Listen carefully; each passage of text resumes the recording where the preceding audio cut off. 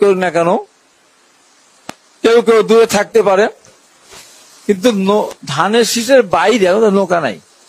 ধানের শীষের বাইরে কেউ দাঁড়িপাল্লাতে ভোট দেওয়ার কথা বলে সেখান থেকে সুস্থ হয়ে বাড়িতে ফিরে আসবেন বিএনপি নেতা কর্মীদের কাছ থেকে, আমার তো সেটা মনে হয় না।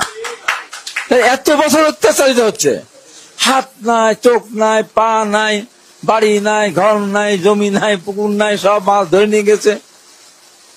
এতদিন পরে একটা নির্বাচনের মধ্য দিয়ে আমরা মনে করছি বাড়িতে আমরা থাকতে পারবো, নিশ্চিন্তে ঘুমাতে পারবো।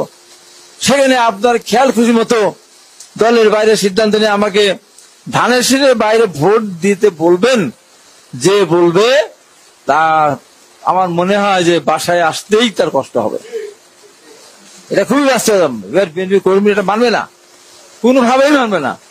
যেখানে সারা বাংলাদেশের সমস্ত রাজনৈতিক দল দু একটা বাদে তারেক রহমানের সিদ্ধান্তকে এক বাক্য মেনে নিচ্ছে, সেখানে আমরা দল করে দলের কারণে কেউ আমরা উপজেলা চেয়ারম্যান হয়েছে, মেয়র হয়েছে, কেউ এমপি হয়েছে, আমরা বড় বড় কথা বলছি, নেতা হয়েছে, আর সেই দলের সিদ্ধান্ত মানবো না। এখন তো সেই সময় না, এখন তো কঠিন সময়। এই সময়টা দলের বিরুদ্ধাচরণ করা 17-18 বছর পর ভোট দিতে পারবে বিএনপি নেতা কর্মীরা, আর সেখানে বিএনপির পক্ষে ভোট না করে অন্য কারো পক্ষে ভোট করার কোন চেষ্টা কেউ করে থাকেন, আমি বলে যাচ্ছি আর জীবনের মতো বিএনপি থেকে বহিষ্কার হয়ে যাবেন, কোনোভাবে আর দলে ফিরতে পারবেন না, দলের দৃশ্যময় দ্বারা বাইরে যাবেন। তা আমি বলবো হাসান জাহাঙ্গীর তহিদের পক্ষে আপনারা কাজ করবেন। আর আজকে আপনারা দেখেছেন আমার কিছু কথাকে কেন্দ্র করে আজকে দেখলাম একজন বক্তৃতা করছে বড় পর্যায়ে। বলতে চাই যে আমরাই কি করেছি।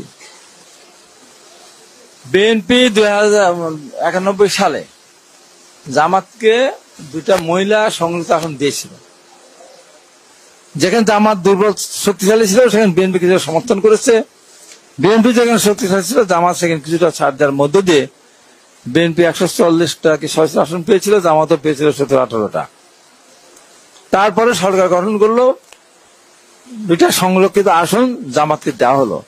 আজকে দেখলাম বড় ধরনের নেতা, বড় নেতা, সে বলছে আমরা বিনা স্বার্থে এক কাপ চা না খেয়েও আমরা বিএনপি সমর্থন দিয়েছিলাম।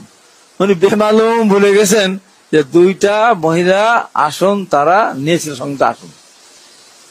এত কিছুর পরেও আমাদেরকে যে ওনারা হুমকি দিচ্ছেন, স্মরণ করা দিচ্ছেন, তাহলে 94 সালে আওয়ামী লীগের সাথে করে বিএনপির বিরুদ্ধে আন্দোলন করতে গেলেন কোন কারণে?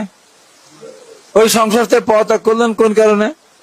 নিরপেক্ষ সরকারের নির্বাচন দাবিতে এই তত্ত্বাবধায়ক নিরপেক্ষ সরকারি টার্ম নাকি আপনারা এটা লিখে দিয়েছিলেন, ওখানে গেলেন কেন? তখন সংসদের 2টা আসন দিলেন, আবার বিএনপিতে আন্দোলন করতে গেলেন কেন? বিএনপির সাথে আন্দোলন করতে কি হয়েছে আপনাদের? 18টা আসন পেয়েছিলেন না? আওয়ামী লীগের সাথে বিএনপির বিরুদ্ধে আন্দোলন করে 96 সালে যখন আপনারা নির্বাচন করেছেন তখন মাত্র কয়টা আসন পেয়েছেন? 300। একটা শূন্য কাটেন কত হয়? 30টা। আর একটা শূন্য কাটেন কত হয়? 3টা আসন পেয়েছেন। অতএব বিএনপি যদি পাশে না থাকে আগামীতে কয়টা আসন পাবেন নির্বাচনের পর মানুষ বুঝাই দেবে।